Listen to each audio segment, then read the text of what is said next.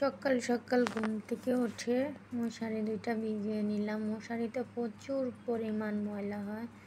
তো আসসালামু আলাইকুম গাইজ, দেশ এবং দেশের বাইরে যে যেখান থেকে ভিডিওটি দেখছেন, আশা করি সবাই ভালো আছেন, সুস্থ আছেন। পরিবার নিয়ে আলহামদুলিল্লাহ আমিও বেশ ভালো আছি। রোজা থেকে কিন্তু একদমই কাপড় চোপড় ধুতে খুবই কষ্ট হয়।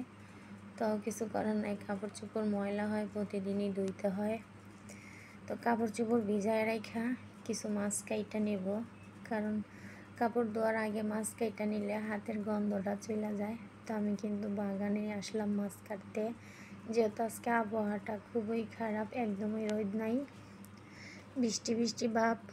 তারপরে মাছটা কেটে এখন ধোয়া পাকলি করতেছি, যাতে আমার হাতের গন্ধটা চলে যায়।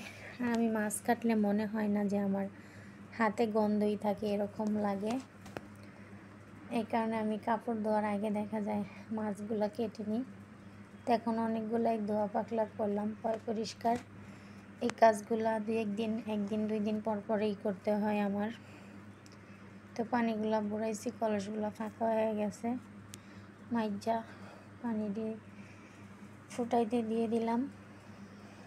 তো রোজার দিন হইলে কিসে তা অনেক পানি লাগে মাশাল্লাহ, যেহেতু প্রচুর পরিমাণ গরম। সন্ধ্যার পর থেকে রাইতে যতটা পর্যন্ত জাগনা থাকি অনেক পানি খাওয়া পড়ে।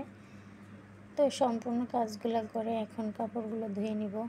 তো আমি আজকে বাগানে বসে কাপড়গুলো ধোবো, কারণ আজকে রোদ নাই। বাইরের বাথরুমটার ভিতরে কাপড় ধুইতে আমার অনেক ভালো লাগে, শান্তি পাই, খোলামেলা আছে, এই কারণে ভালো লাগে আর কি।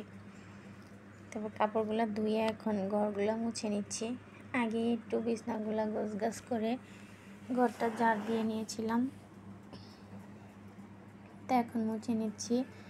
আর এই কার্পেটটা প্রতিদিন ওঠানো সম্ভব না, তাই 2-1 দিন পর পর উঠাই এখন, যেহেতু রোজার দিন এত বেশি পরিশ্রমের কাজ একদমই করা যায় না। তারপরে নামাজ কালাম পড়ে এখন আমি রান্না করতে চলে এসেছি। এখন বাজে 3টা। তো আজকে বাইলা মাছটা টমেটো দিয়ে ভুনা করব, আর কালকের মুরগির মাংসের তরকারি আছে। আজকে আর রান্না বেশি নাই, শুধু এই মাছটাই ভুনা করব। তো বাইলা মাছ কিন্তু একদমই নরম মাছ, এই কারণে আমি পেঁয়াজ টমেটো কষায়া তারপরে এখন মাছটা দিয়ে হালকা একটু কষিয়ে নিলাম, সামান্য পানি দিয়ে এখন রান্নাটা শেষ করে নিব। তো রান্নাটা হইতে হইতে আমি টেবিলটা একটু গুছিয়ে রাখতেছি, রান্নাটা সাজিয়ে রাখতে হবে। তো এটা কিন্তু আমার ছেলের পড়ার টেবিল, কিন্তু আমি এটাতে রান্না বান্না করে রেখে দিই খাবারগুলা, কিন্তু রুমে একদমই জায়গা নাই, কি করব।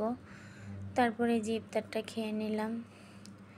চিড়ার পানি আমার কিন্তু অনেক বেশি পছন্দ, চিড়া খেতে আমি অনেক বেশি পছন্দ করি। তো এই যে আজকে আবার তোমাদের ভাইয়া চিড়া মিড়াই নিয়ে আসছে। তো এই চিড়াগুলা দেশি চিড়া, লাল, আমার অনেক ভালো লাগে। তো ভিডিওটা আজকের মতো এই পর্যন্ত। সবাই ভালো থাকবেন, সুস্থ থাকবেন, আল্লাহ হাফেজ।